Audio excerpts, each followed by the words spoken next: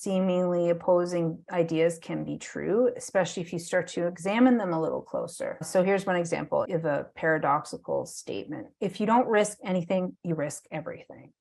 If you don't risk anything, you risk everything.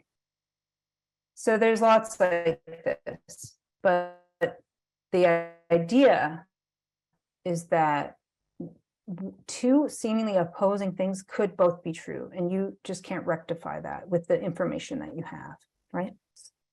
So that's the humbleness part in being open to other points of view, or being okay with even pretending you're wrong.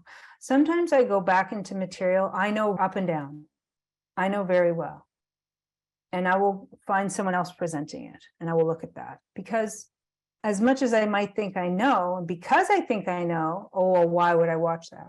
Because I already know. So why would I do that? But if you actually do that, you go, oh, I didn't know that thing. I didn't know that thing, or that thing that, oh, I didn't ever say it that way. Oh, that's an interesting way of saying it.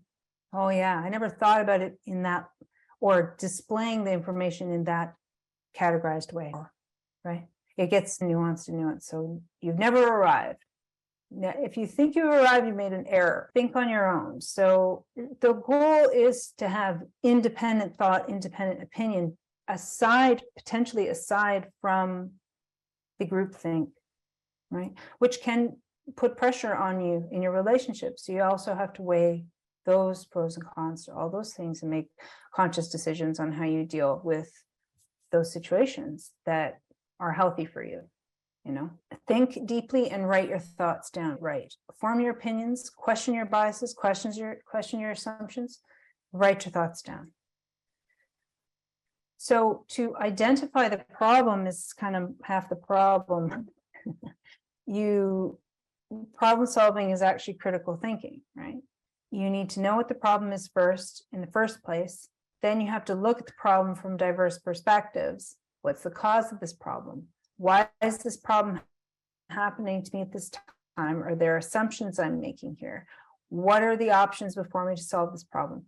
Then you can understand the nature of the problem, because if you go about trying to solve a problem and you don't even know really what the problem is, because you just assumed that was the problem, you never dove deeper.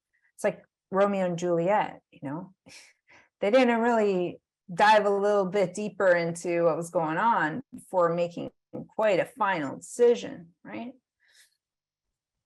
So learning to accept criticism is really going to help you. You're going to get better at what you do. You just are. Instead of seeing criticism as an attack on you, try to take it as an opportunity to identify holes in your theory or lapses in your own judgment. If someone finds your mistake, you are less likely to make it again.